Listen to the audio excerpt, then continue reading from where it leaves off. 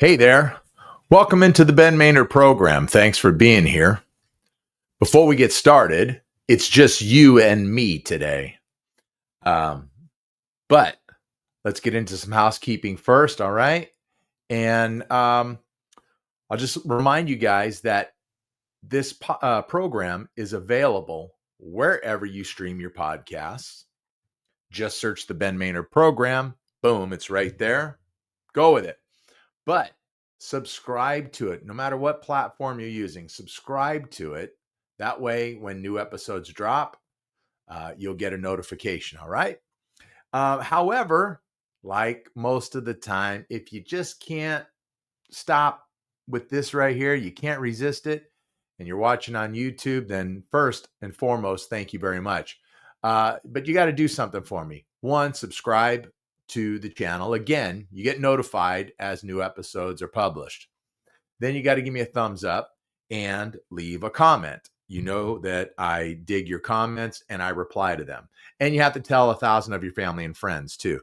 You guys are really lacking in that area. So you got to step it up. All right.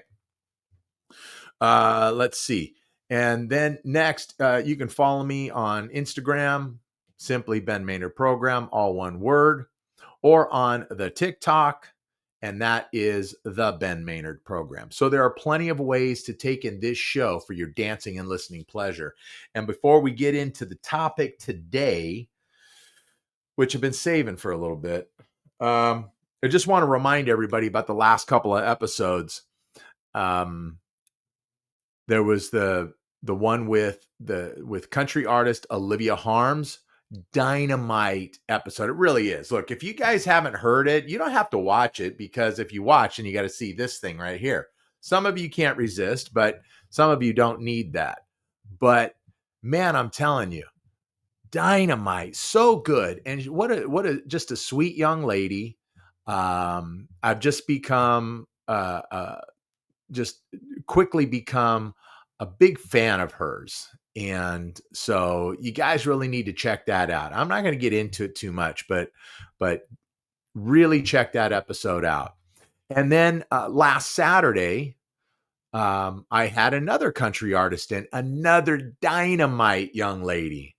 I don't know how I'm getting lucky with this, but it's so good, so good. Ashley Felton. And again, just like Olivia, I'm quickly becoming a big fan of hers as well. Just very talented, um, great voice, and just a sweet young lady. And it was just a pleasure having her in the studio here.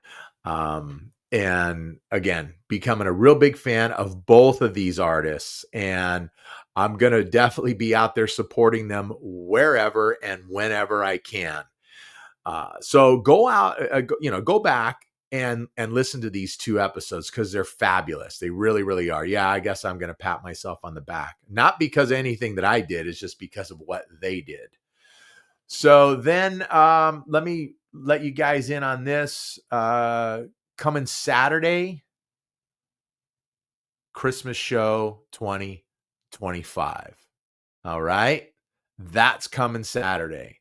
So strap in, be ready for that one. And it's going to be fun. It's going to be fun. All right. That's all I'm going to say. I'm not going to get into it. You guys have to wait till Saturday. You will have to watch, listen, whatever it is you do, however you take in this program. All right. So that's it for programming. And let's get into what I want to get into. And like I said, I've been sitting on this one for a little bit. I guess I don't know if I want to say waiting for the right time, but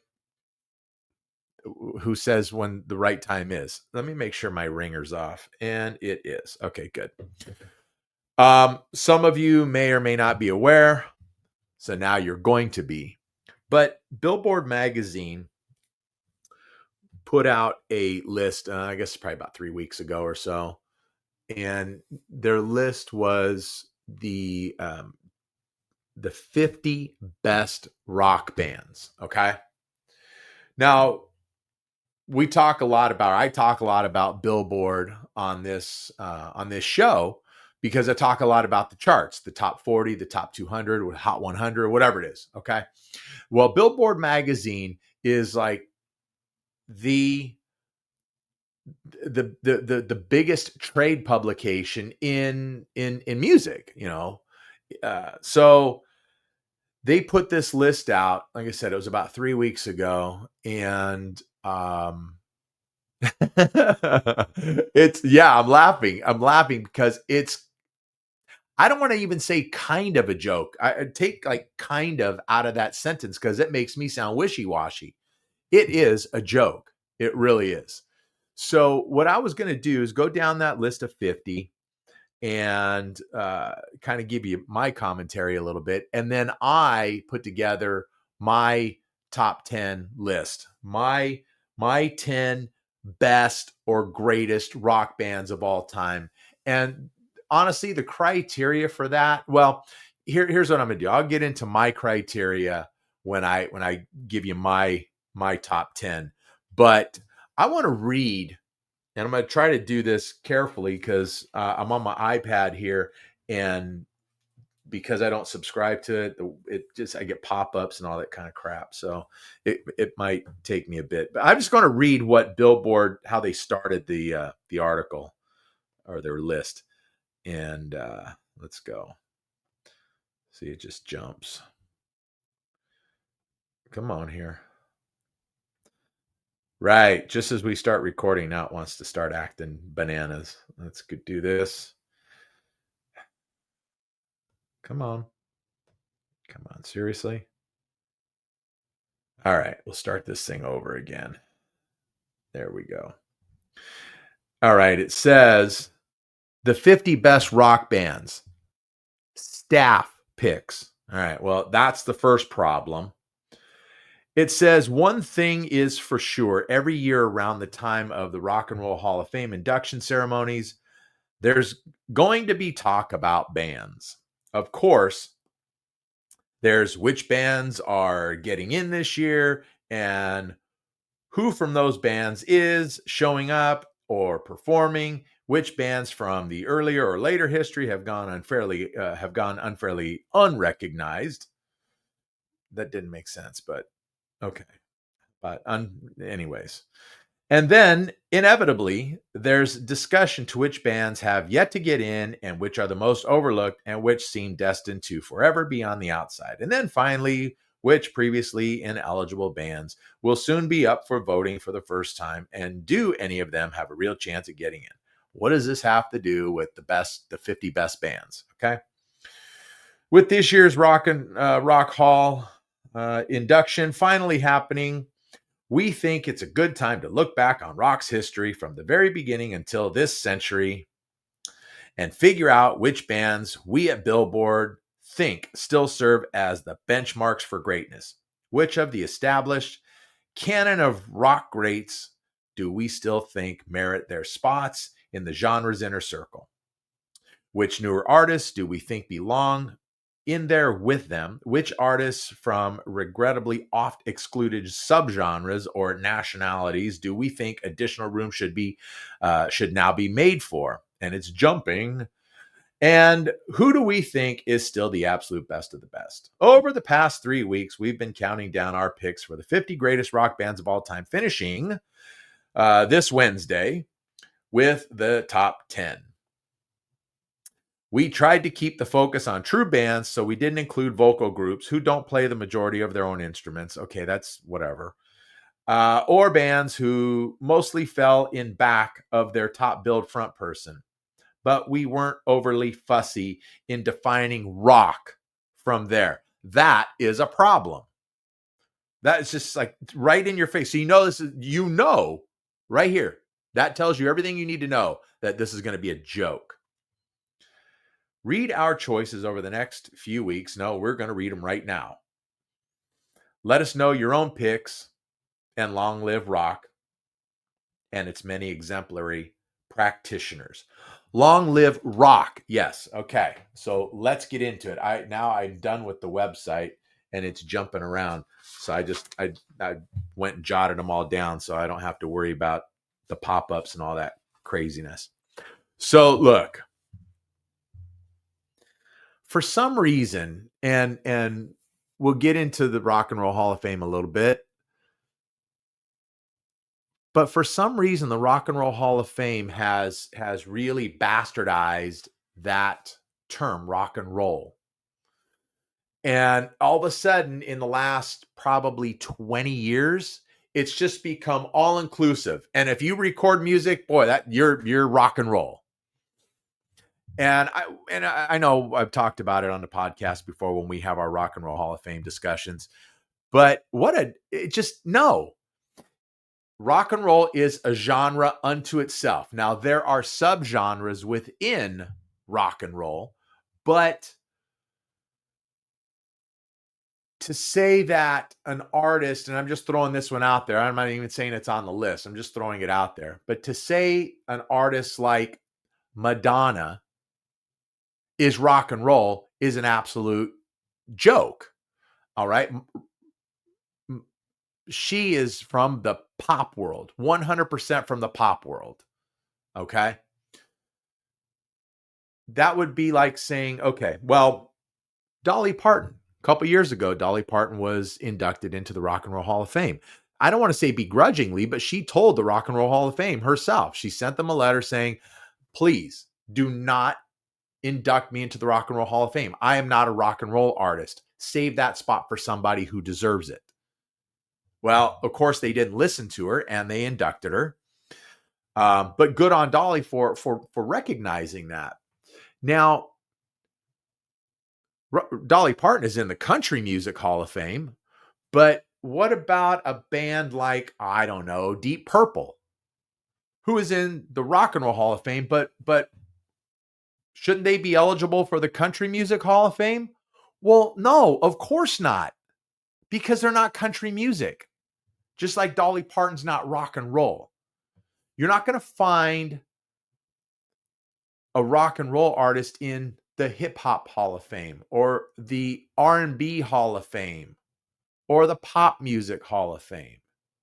So why does a hip hop artist belong in the Rock and Roll Hall of Fame? Why does a pop artist belong in the Rock and Roll Hall of Fame? I know it's their their thing. It's the Rock and Roll Hall of Fame's deal, but they change the criteria along the way, and it's just it's absolutely ridiculous. I don't want to go on too much of a rant on this, but you will see the jokes in here. All right. And not only that, but to say we didn't include vocal bands. Okay, well, a vocal band is not a band. That's a vocal group, but we didn't include bands that basically you had the front man with the band. So you would say take Prince and the Revolution. Okay. Now, I'm not even saying that's rock and roll, but just take that for instance. Something like that. Okay. Buddy Holly and the Crickets, that kind of thing. All right. Utterly insane. It's so stupid. It's just so stupid. All right. So let's get into this and you guys can you guys can shake your heads along with me. All right. So let's start and look, and I believe that longevity plays a part in this too. This is when we get down to my list, you're going to see exactly where I'm coming from. All right. So at number 50 starts off with the Red Hot Chili Peppers. Okay. Yeah, are they a popular band now? Yeah, and they certainly they've been around since the early to mid 80s. Never my thing at all. Like one or two songs that I like. They do fit the criteria for rock and roll, which honestly, you hear their music on rock radio. That should be the criteria right there. Not first and foremost, but certainly very important in the equation. The artist, the band needs to be played on rock radio. All right. So at number 50, Red Hot Chili Peppers, whatever. I wouldn't even put them in the top 50 myself. Okay. At number 49, The Cure. Right out of the gate. Not a rock and roll band. It's kind of a new wave, post-punk, emo type thing. Okay. Not rock and roll. Doesn't matter how influential the band is, it's not influential in the rock space. Okay, so you're already making a laughing stock of yourselves, Billboard. And of course, this is from their staff. This is staff picks. I don't know how old their staff is. Probably most of them are younger than I am. I can't say for sure, but that would be my guess. All right. At number 48, Slater-Kinney. Does anyone in my audience even know who Slater-Kinney is? I'd never even heard that name before the list, before seeing it on this list here. Have no clue. I can't go through and read the commentary that Billboard had on each one of these artists. We would be here till tomorrow. It's not going to happen. So I'm going to give you my own commentary. But I can tell you this, not rock. All right, at 47, Def Leppard. Definitely a rock and roll band, a hard rock band, an influential band, hit the scene in around 1980. Part of that that new wave of British heavy metal, even though they're not really a heavy metal band, but a great band, a very popular band, and I think all that stuff counts too.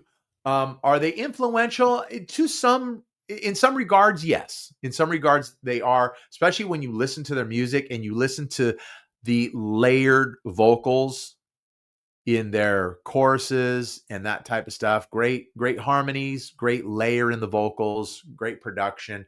And for crying out loud, they have 2 albums, not one, but 2 that have both sold more than 10 million copies. 2 diamond records. Okay. So yeah, I definitely consider Def Leppard in the top 50. I think 47 is a little bit low. All right. A little bit low for Def Leppard. At number 46, Oasis. Look, I know Oasis is coming off this year the biggest tour worldwide, and immensely popular. Yeah, their stuff leans rock. I mean, you hear their music on rock radio. Yes, like 2 or 3 songs. I don't think that they have the long history that makes them eligible to be in a top 50. I just don't see it. I don't see it at all. All right. At number 45, the Stooges. So Iggy Pop, Stooges, like really like one of the first, if not the first punk band to hit the scene. Certainly influential in the punk world. Not a lot of history there as far as the length of history. Certainly not overly popular as far as generating record sales, that type of stuff. So I got to pass. I got to pass on them. At number 44, Cafe Takvaba. I don't know how I'm pronouncing it. I think it's a Latin band. It's Tacvba. So pardon me, okay? Yeah, sorry. You're out. Number 43. This is good stuff. Number 43. No Doubt. Okay. Certainly kind of a pop punk jazzy ska band. Certainly popular in the mid to late 90s. Yeah, very much so. Probably got a little bit of radio play, or on like alternative rock. You didn't hear them on a classic rock station or an album oriented rock station. Just wasn't happening. But like in the 50 best bands of all time? Really? Especially, wait, ahead of Def Leppard? Really? Yeah. No. Sorry. It's not happening. Number 42, Earth, Wind, and Fire. Now, if you guys have listened to this program long enough and you've heard my episodes when I break down top 40s and that type of stuff, you know that I love Earth, Wind, and Fire. They're fantastic. Love their music. They are not rock and roll. Okay? Fabulous musicianship, great songwriting, great presentation on their stuff. Just they're wonderful. No, they are an R&B band. Maybe even a little funk. Not probably less on the funk, but they are an R&B band. They are not a rock band. They don't belong on the list of the 50 greatest or 50 best rock bands. If this was a list of the 50 best R&B / funk bands, these guys would be top 5. No doubt. No doubt. All right. Number 41, The Band, which many of you may not be aware. They're all Canadian artists except for Levon Helm. Yeah, I think that was his name, something like that. I know Robbie Robertson. The rest of I said they were Canadian. Yes, I already said that. But they were Bob Dylan's backing band. Ergo, they're called The Band when he had gone electric. I think they did a 1 or 2 year tour with him. That was about it. But yeah, staying power. No staying power with these guys. I wouldn't even say so much that they were an influence. They certainly rock. Yes, certainly in the rock space. If I was going to include them in this list, it would definitely be probably 50. No higher than 50. So that's, yeah. Anyway. Number 40, Blondie. Now, Blondie came out of the punk scene in New York in the mid to late 70s. Then Blondie also did some pop leanings, disco leaning, sort of a little bit with Heart of Glass, or the theme song from, what was it, American Gigolo, Call Me, a little bit of reggae, dance, that kind of stuff. But Blondie was an artist you did hear on rock radio. As far as the best in the top 50, ooh, yeah, I think Blondie, I think that's a little bit high. Yeah, I think it's a little high for me. Maybe on the list, I don't, maybe on the list, maybe 49. I don't know. But yeah, I honestly, I just think 40 is a little too high. All right, 39, Green Day. I know like 2 songs from the band. I know they're immensely popular. Punk band, pop punk, that kind of stuff. Best? Just because you're popular doesn't make you the best. Just because you've sold some records doesn't make you the best. I don't see like the influence from them. I don't see where there's so many other bands getting influence from Green Day and breaking on the scene. I haven't seen it in the last 30 years. So yeah, see, I exclude Green Day, scratch them off. At number 38, Santana. And not only that, even if Green Day were on the list, you're going to put Green Day ahead of Def Leppard? Go climb a rock.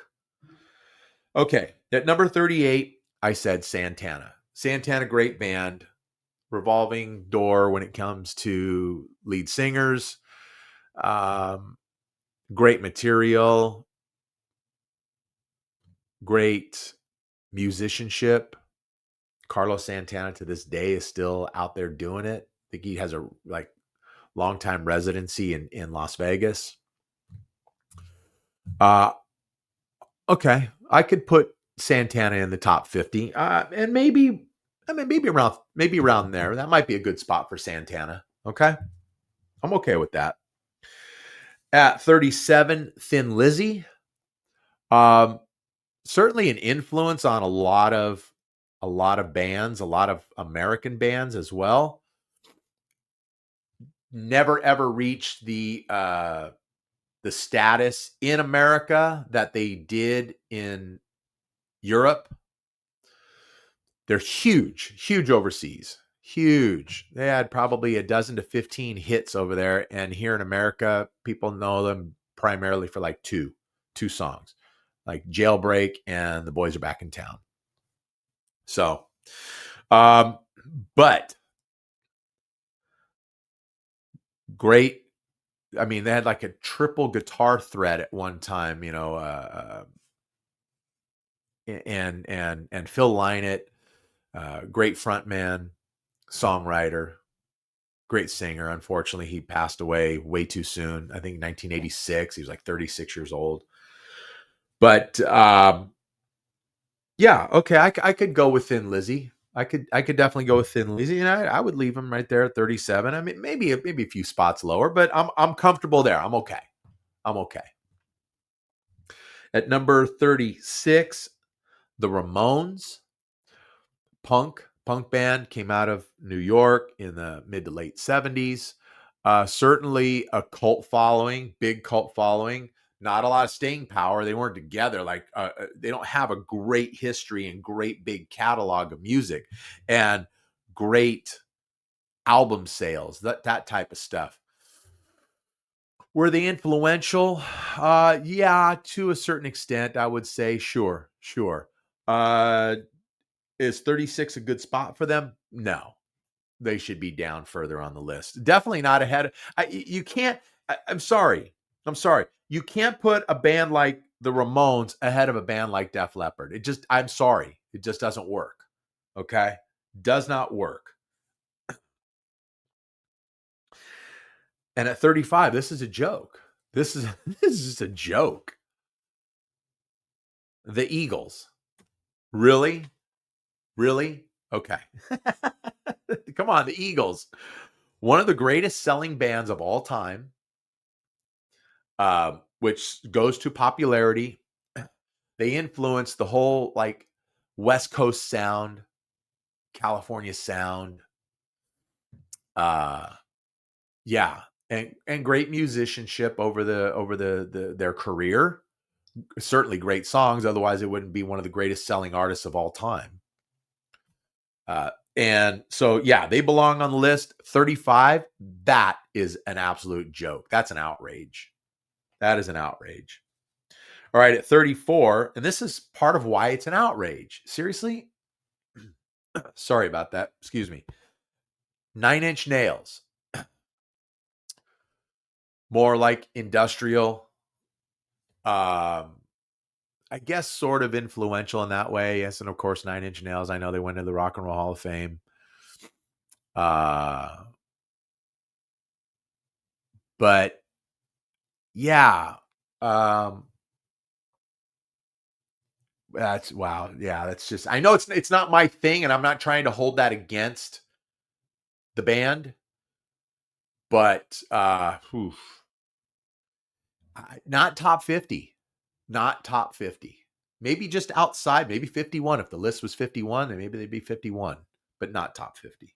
No. And again, here at number 33, the White Stripes. Really? Where's the influence? Where's the big giant record sales? I mean, the White Stripes, they're not even together anymore. It's just Jack White on his own. So where is that? I know that on Thanksgiving, Jack White played the halftime show at the Lions game, and okay, good. And it was good that it was a rock act and not some track fest by a pop artist or something like that. But best? Really? I mean, they're like one song. And I barely even know the title. It was like Seven Nation Army or something like that. Really? No. Not and honestly, where Nine Inch Nails, I would say maybe 51. Yeah, White Stripes, maybe 60. Not even close. Sorry. It's just not cutting it. Especially when you see what's at 32. Aerosmith. Really? One of the great American bands of all time. Aerosmith. Come on. They were like they wanted to be America's version of the Rolling Stones. And especially early on in their career, especially that whole 70s era. Very much so in that vein.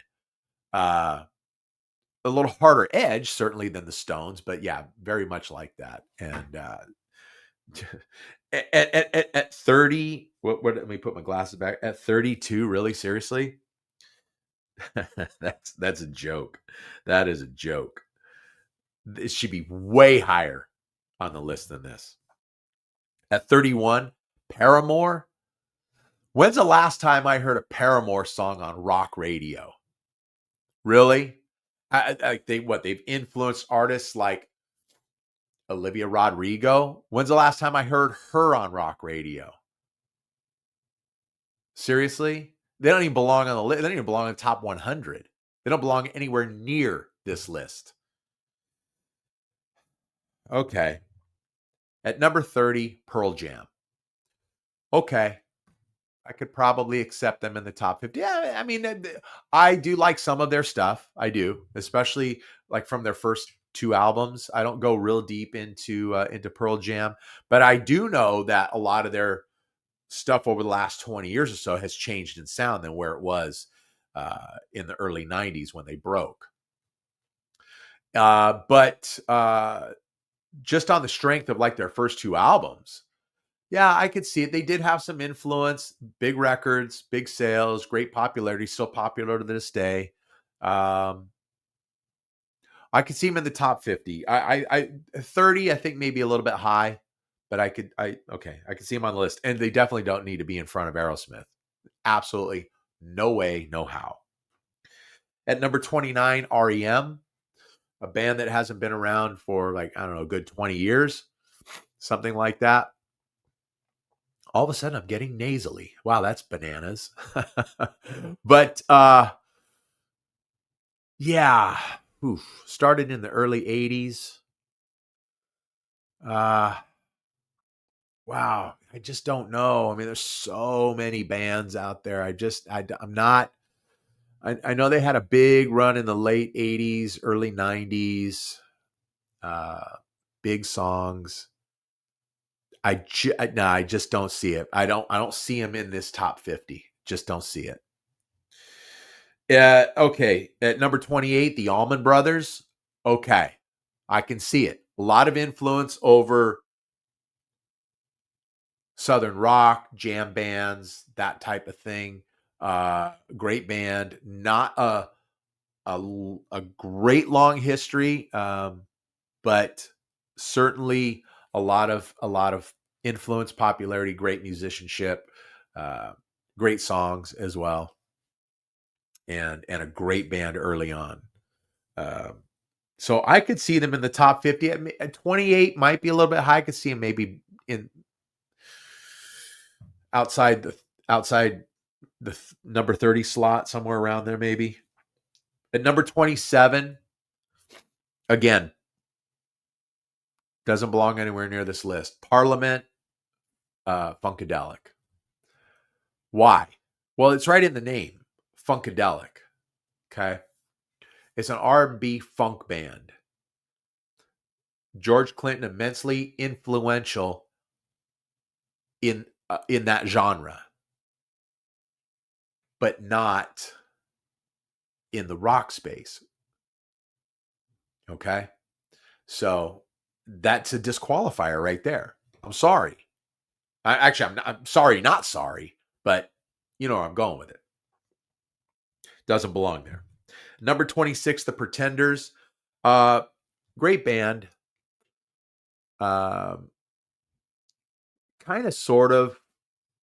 I don't want to say punk because it was never really sounded like that at all. Never really sounded like punk, but it was not really new wavy, but it was a good rock sound though. And you hear Pretenders on the radio still to this day. Okay, and they have a great, probably 8 to 10 songs that you all know. I could see a lot of influence too, especially on their look. I could see I could see him in the top 50. I think at 20, I think at 26 might be a little bit too high, especially when you're putting the Pretenders ahead of Aerosmith, ahead of the Eagles, ahead of Def Leppard. I mean, come on, just those bands right there. Those ones stand out as they should be nowhere in the bottom half of this list. Not at all. Number 25, a band that's gotten a lot of run in the last year. And primarily, honestly, unless you're of Latin heritage, or you're from a Latin country, nobody ever heard of this band before last year, and that's Maná. They got some run because somebody nominated them, and they got on the ballot for the Rock and Roll Hall of Fame. Okay, I've heard some of their stuff. It's not rock. It's kind of like it's very popish, or poppy, however you want to say that.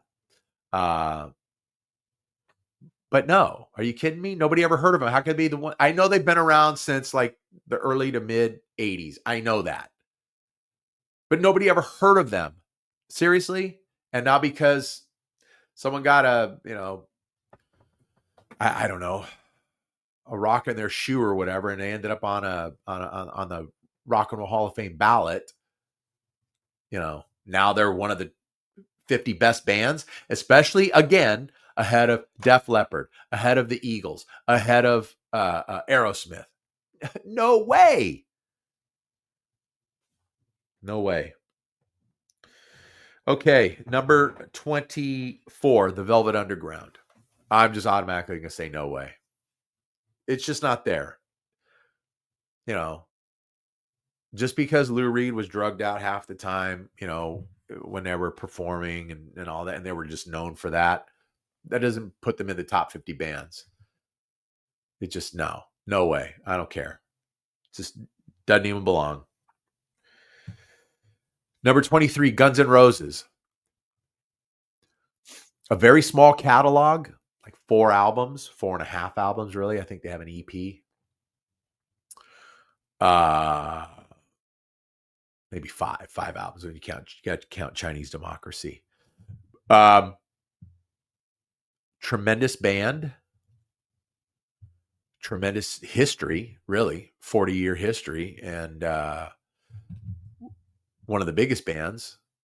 They've been, since Duff McKagan and Slash came back together with Axl. You've got 3/5 of the original lineup, and they've been together for 10 years now, going on 10 years, I think. And they've just been killing it year after year. It's insane. One of the best-selling albums of all time, Appetite for Destruction. So yeah, I would say Guns belongs on this list, and I think that's a pretty good spot for them at 23. I think that's a pretty good spot. Okay, at number 22, Rage Against the Machine. I don't think they belong on this list at all. I know they made the Rock and Roll Hall of Fame. I don't think they're worthy of the Rock and Roll Hall of Fame either. It's, I mean, it's like rock, punk, rap, stuff like that. Okay, that's fine. And you will hear their music on rock radio. Not necessarily, you starting to hear it on some classic rock. It was always primarily like alternative, but or modern. But yeah, it's not my thing. I don't think there's been a huge. I don't think they've been tremendously influential. I don't think they're. It's just not there. It's not there. I know they tried to come together a couple times, three times, broke up, all this kind of stuff, whatever, dysfunction. I don't care. None of that matters to me. It's about the songs, it's about the music, it's about the greatness of it, that type of stuff. And I don't hear it. I don't hear it at all. So that's me. Uh, Van Halen at number 21. Really? Really? Seriously? So let me see. Uh, that's funny.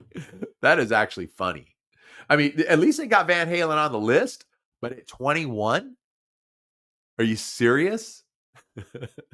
I mean, Eddie Van Halen like completely changed guitar playing technique. I mean, are you serious? You know, the popularity of this band doesn't matter what version of the band, whether it was David Lee Roth or Sammy Hagar. Huge songs, huge albums, huge popularity all over rock radio, all over top 40 radio as well. So yes, they belong on this list, and at least they got it right. Billboard got something right, but at 21, that's a joke. That is a joke. Especially when you look at who's at number 20, Radiohead. Oh, wow, tremendous. Woo. What a tremendously influential band. Oh, so good. Please, please, I hope you can hear the sarcasm just dripping off the microphone.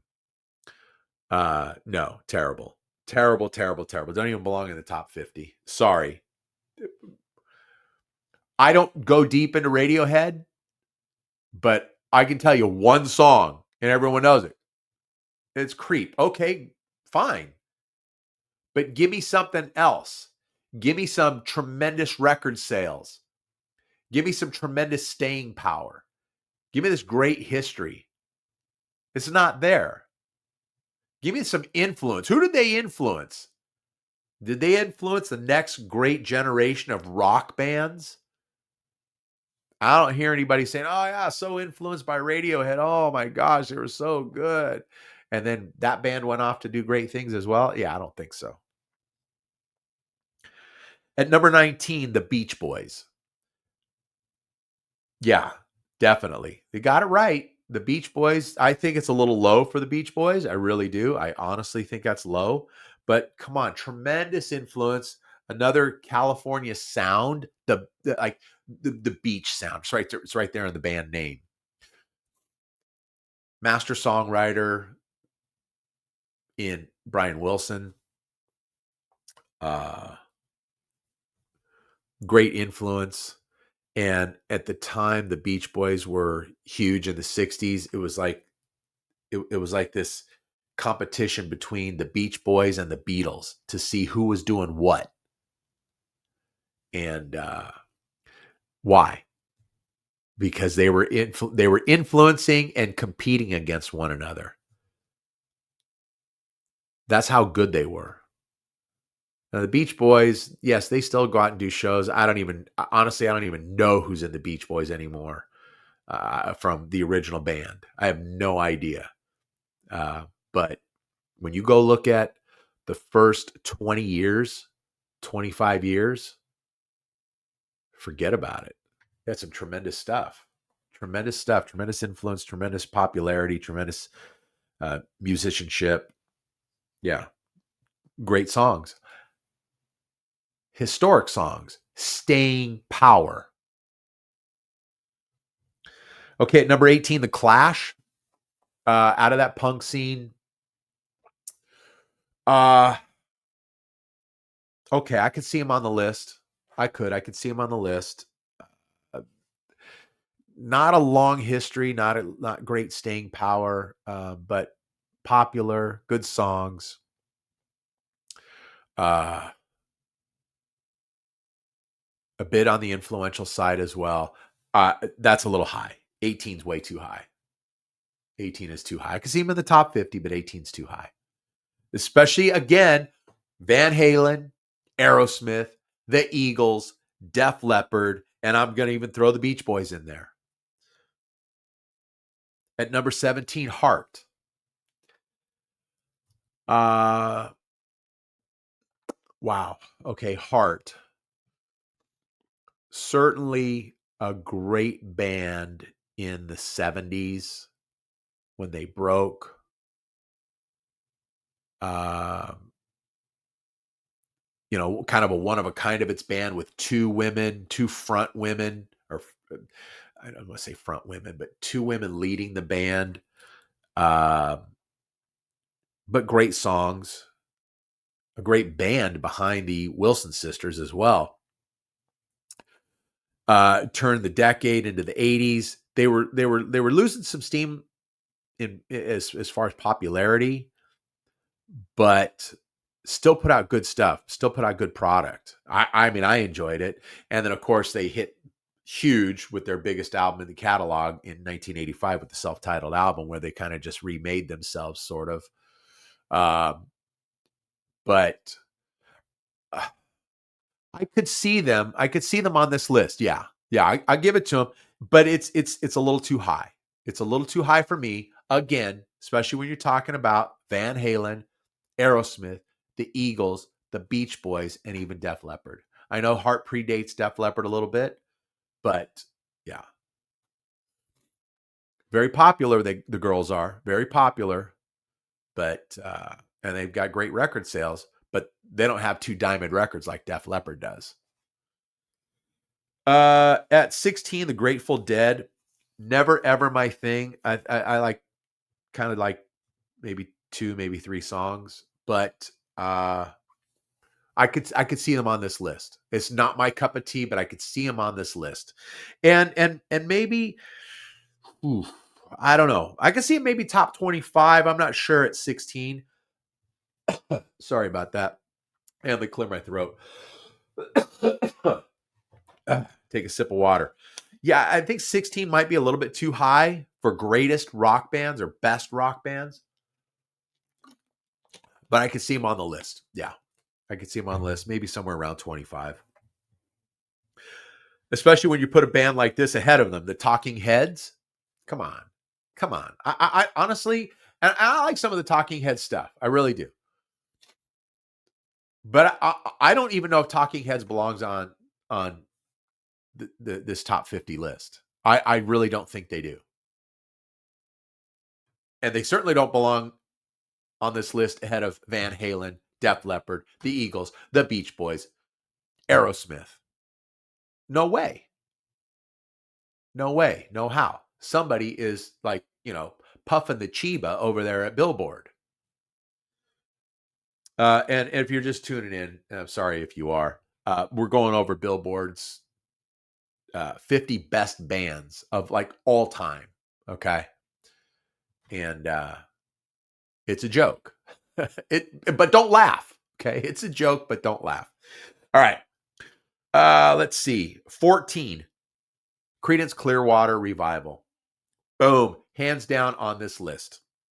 I think 14 might be a little bit low for CCR. I think I don't know. CCR, I could see him definitely in the top 15. So maybe 14 is a good spot for them. Great band, great songs. John Fogerty rocks. John Fogerty smokes it. He's awesome. Still out there doing it today at like 80 years old, and still sounds great. Great band behind him. Just so good. So good. Just timeless songs. Timeless. Talked about it a few weeks back. When I talked about the greatest hits albums of all time, and CCR's was in there. Just oh man, yeah, CCR definitely belongs on this list. I 14, okay, man. I don't know. Maybe I put around 12, 13, 14. Right. They slotting pretty good right there. It's not bad. At number 13, huge band, AC/DC. Enormous band. Had a good run of shows last year. Selling out stadiums. Huge catalog. Huge songs. One of the biggest selling albums of all time in Back in Black, which is tremendous coming off because they were just hitting their stride with Highway to Hell in America. They were just hitting their stride and Bon Scott dies. So then what happens? They get Brian Johnson, write a new album, boom, hammer it home. Biggest album in their catalog, one of the biggest selling albums of all time. I think 13, wow. I don't know. I think 13 could be a little bit low. I put my own list together, but yeah, I think 13 might be a little bit low. At number 12, Metallica, one of the biggest bands in the world to this day, 40 years later, still doing it. Actually, a little, when they break in 83, I think it was. Yeah.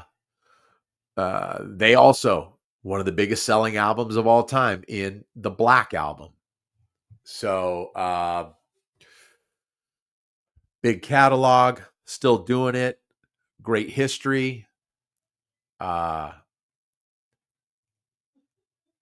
Great influence too, and I'll get into that later. Great influence. They definitely belong on this list, definitely. And number 12 could be a little bit too low.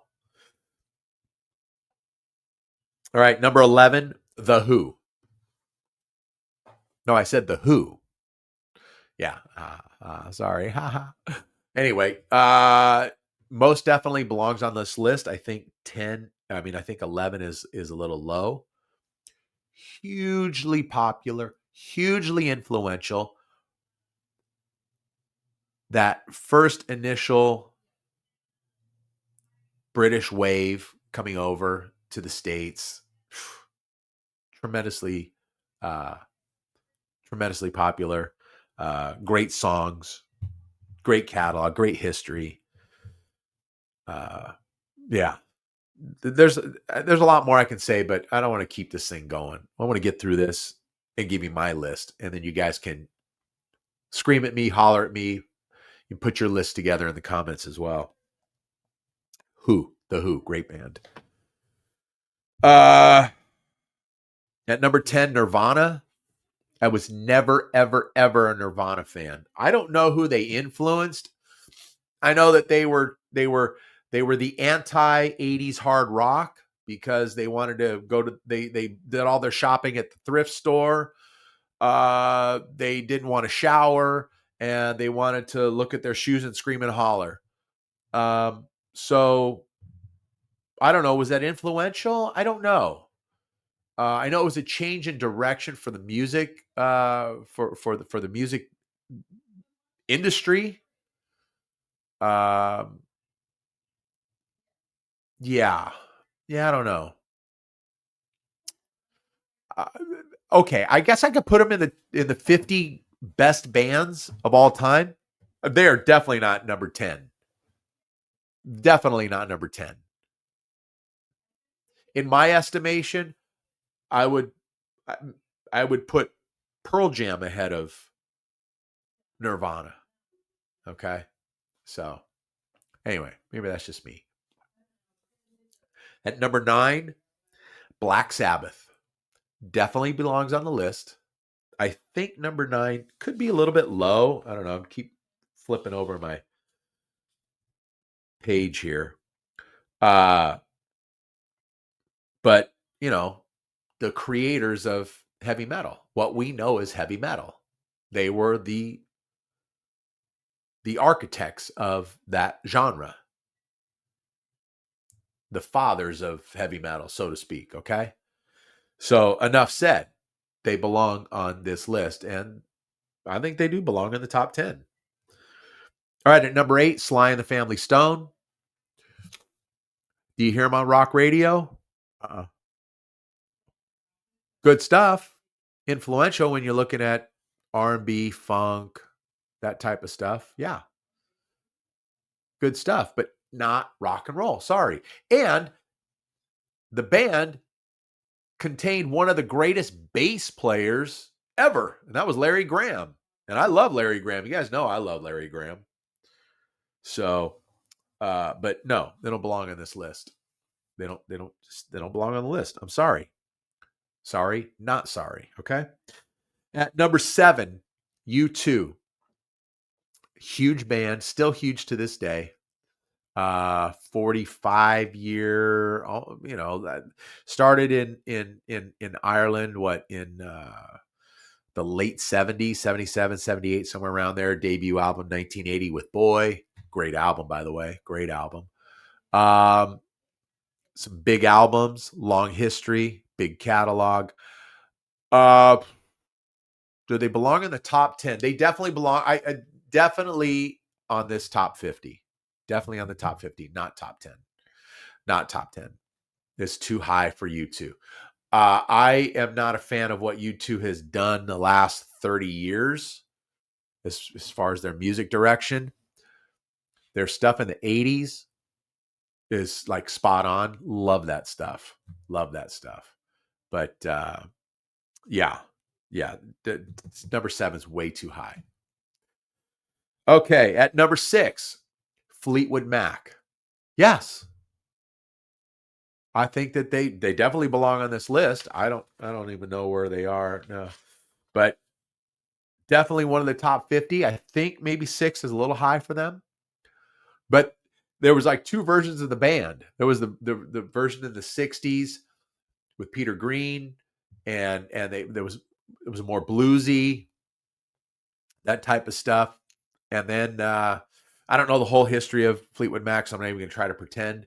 But then you flip the script in the mid 70s, and they bring in this couple, Lindsey Buckingham and Stevie Nicks. And Lindsey's a tremendous guitar player and a great songwriter. He's a great producer as well. He has a vision. And man, that was it. It was all over. But the shock after that, one of the biggest albums of all time. I think and that's Rumors. And it fights. It's like the top 3 or 4 albums of all time, sales wise, are like Michael Jackson's Thriller, Eagles' Greatest Hits, Fleetwood Mac Rumors, and I think Hotel California. And it's like Rumors and Eagles' Greatest Hits. They like keep jockeying for position. They keep, one time this one's 2, the next time it's 3. So one of the greatest selling albums of all time. They definitely belong on this list. I think 6 is a little bit high, but they definitely belong. I would even put Fleetwood Mac probably top 20. Yeah, definitely. Okay, at number 5, Queen.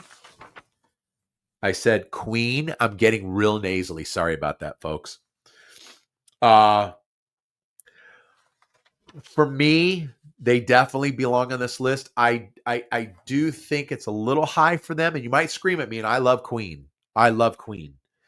And when I get into my top 10, you'll see where I'm going with it, okay? But Queen, a tremendous band, tremendous history, tremendous catalog, tremendous songs. One of the biggest singles of all time. Another one, Bites the Dust. Serious? Are you kidding me? I mean, they're still huge around the world. They're bigger around the world than they are in the United States. That's crazy to say. And they might be more popular now than they even were when Freddie Mercury was still alive. I know it's hard to believe. I think maybe the biopic Bohemian Rhapsody may have had something to do with that, but they're just gaining so much more popularity and steam again. Not sure, but tremendous stuff. I do think it is. I do think 5 is high. At number 4, Pink Floyd definitely belongs on this list. Definitely belongs on this list. I don't think they're top 10, and you'll see why. I don't think they're top 10. I think they could be top 15 for sure. Same thing with Queen. Queen is, I mean, if you'll see. I don't want to get into it right now. You'll see. At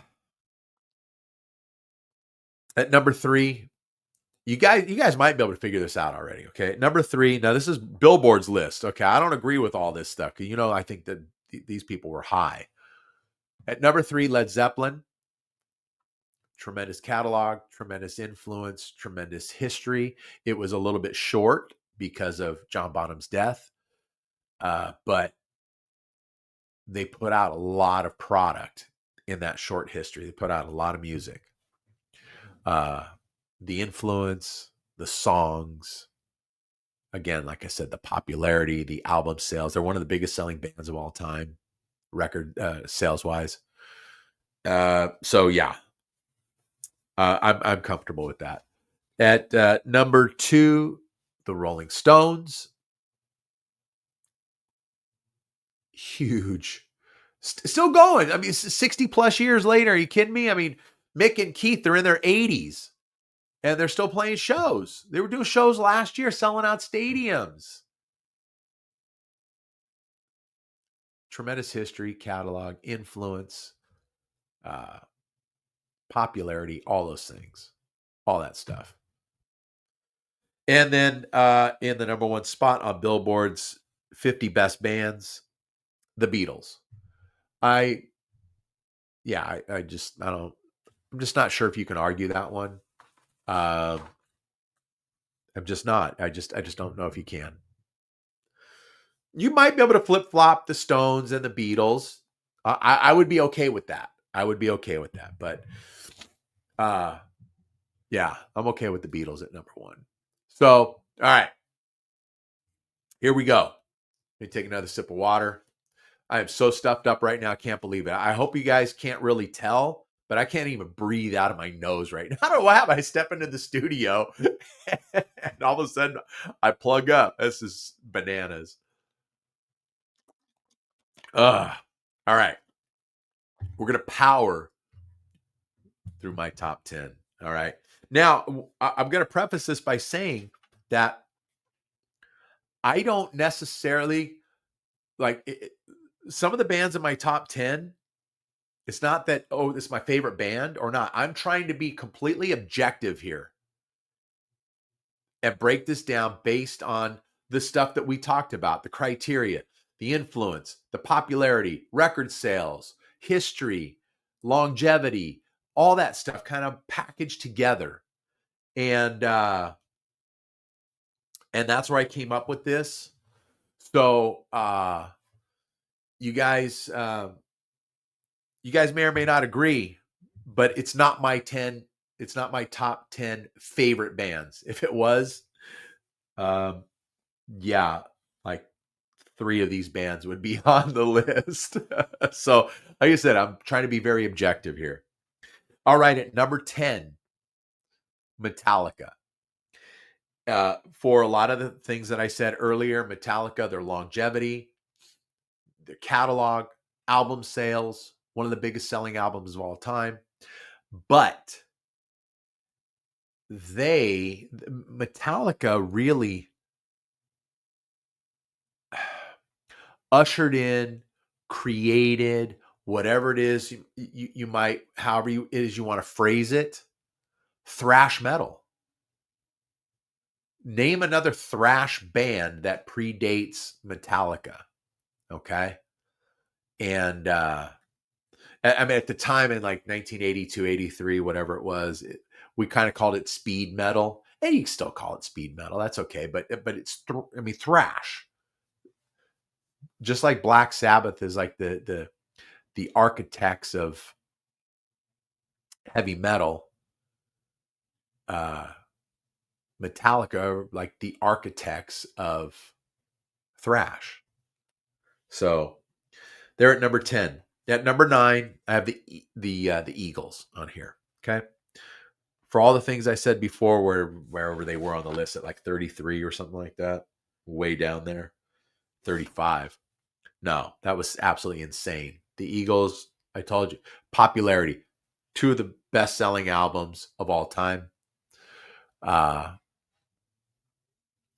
Great songs. Still so popular. Are you kidding me? They're doing weekend shows like every weekend. They're doing 2-3 shows at the Sphere, selling it out in Vegas. And you've only got 3 core members of the band still. Okay?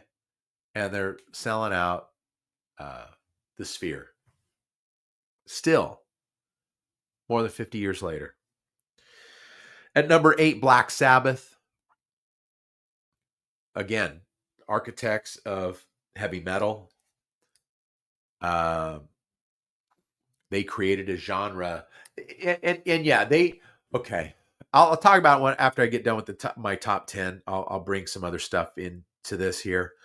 But nobody knew what heavy metal was before Black Sabbath. They just didn't. They were the that down-tuned sound, and came out of Birmingham, England. So yeah, but a tremendous influence. Without Black Sabbath, you don't have Metallica. There's another band that you don't have Metallica without also, but I'll talk about that later. Number 7, Van Halen. For the reasons I discussed earlier, history, catalog, longevity, popularity, record sales, the innovation of Eddie Van Halen, the creativity of Eddie Van Halen as a musician. It just can't be. It can't be overstated. Can't be. One of the greatest, if not the greatest, guitar player of all time. That's it. Facts are facts. At number 6, Kiss. And why would I put Kiss ahead of Van Halen? Simply because Kiss did something that nobody else was doing at the time. Yes, Kiss was influenced by a couple of other bands, notably what Alice Cooper was doing, notably what the New York Dolls were doing, but then Kiss did it on a different level. And it had a tremendous influence on the way bands then presented their live shows after Kiss. And Ace Frehley, one of the most influential guitar players in rock history, influenced hundreds, thousands of other guitar players. I mean, millions around the world.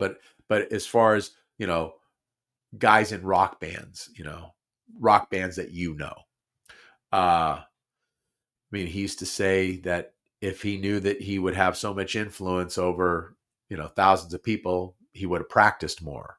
I butchered the quote, but I'm paraphrasing it. So yeah, so Kiss I put at 6. At number 5, Elvis Presley, who was nowhere near the top 50. But why did I put Elvis Presley on there?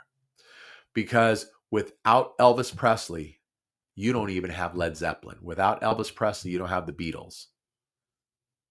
That's where they got their influence from. If you listen to, I don't remember what song it is, but it's on the Led Zeppelin album, the song remains the same. I can't recall the song, but there's a moment in the song where Robert Plant says, "One more time for Elvis." Elvis was an influence on Robert Plant. So yeah, so I put Elvis Presley in there. Then at number 4, The Who. for everything I said before, and maybe then some. That British wave coming over to the United States, tremendous stuff. At number 3, Led Zeppelin. For all the things I said, the popularity, the album sales, the musicianship, the influence on other bands that came after them, all that. Just fabulous stuff. At number 2, the Rolling Stones. And at number 1, the Beatles. And there were some other artists. If this had been like, if I had put together a top 15, that's what makes it hard. I mean, obviously, it's just my opinion, but I think I come with some good arguments for this stuff. But artists that were left off of this list, the top 50 period, were Crosby, Stills, and Nash. Jimi Hendrix, are you kidding? Not even in the top 50? This is how high these people are at Billboard. This is what a joke this is. David Bowie, Elton John, Billy Joel. And again, going back to Elvis, going back to the Beatles, without Chuck Berry, you don't have the Stones. Okay. I just couldn't put Chuck Berry in the top 10. That's all. I just couldn't do it. But without Chuck Berry, you don't have the Stones. He was a tremendous influence on Keith Richards. Little Richard. Where were these guys on this top 50? Okay. Deep Purple. That was one I held back because I said, without Black Sabbath, you don't have Metallica, but without Deep Purple, you don't have Metallica either. Deep Purple is a tremendous influence on Lars Ulrich. It's his favorite band. So where are these bands? Now, Deep Purple, now, if my list was, 15, 16, whatever, these artists that I just mentioned, they're all in it, including Aerosmith. I couldn't fit Aerosmith into the top 10. I wish I could. I would have to take out somebody to fit them in. I love Aerosmith.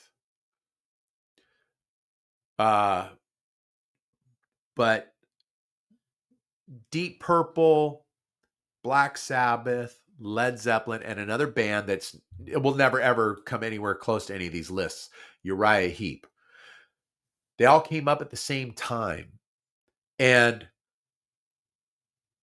the Deep Purple sound and the Uriah Heep sound a lot of times is very similar. They both had big keyboards, Hammond organs, synthesizers, that type of stuff later on.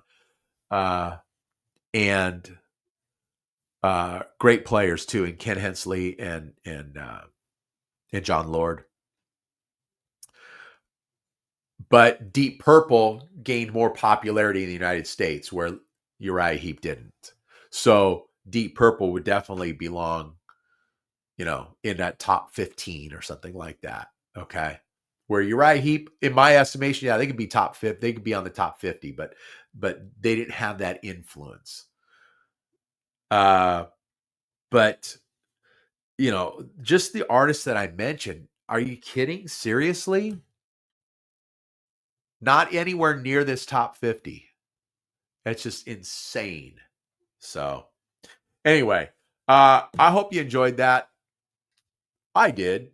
It kind of drove me nuts, and I try not to get too crazy about it. Scream and holler, jump up and down, nothing like that. So there's my list right there. There it is. Not that you can see it, but it's there. All right. So before I let you go, I want to remind you guys to go back and listen to the last couple of episodes with Olivia Harms and Ashley Felton. Great singers, great voices. Listen to it. It's good stuff. It really, really is. And And then, also coming up Saturday. Coming up Saturday is the Christmas show. So I'll be looking for that. That's Christmas show 2025. I will only divulge this to you. I will have my top 10 Christmas songs of all time. Okay. That's all I'm going to have for you. I'm not going to get into anything else. You guys are going to have to listen or watch to find out what else happens on the Christmas show. All right. So, as you know, this program is available wherever you get your podcasts, wherever you stream them. Just search the Ben Maynard program. Boom, it's right there. Go with it. Subscribe to it. Give me a 5-star rating because I deserve it. Yeah, if you're watching on YouTube, please subscribe to the channel. Give me a thumbs up and leave a comment. Leave your list. Leave your top 10, okay? Or scream at me for something that I said wrong, if I made you mad, whatever it is, okay? If I put down Radiohead or Nirvana or somebody like that, I don't know. Give me the business, whatever it is. But after you do all that on YouTube, then you got to tell 10,000. No. Let's go back to 1,000. You got to tell 1,000 of your family and friends. Okay? Tell 1,000 of your family and friends about this cool guy, Ben Maynard, and his cool podcast. All right? Next, you can follow me on Instagram at Ben Maynard. I gotta get them all confused, and then I can't breathe too. So whatever. At Ben Maynard program. Whew, let's just get through it, right? Ben Maynard program, all one word. That is Instagram. Okay, geez Louise. Or follow me on the TikTok at the Ben Maynard program. That's where I'm a little more active, put out some videos, that kind of stuff. So we're done. Thanks for being here. Greatly appreciate it. I'll see you guys on Saturday. Have a good one, all right? This is the Ben Maynard program. Tell a friend.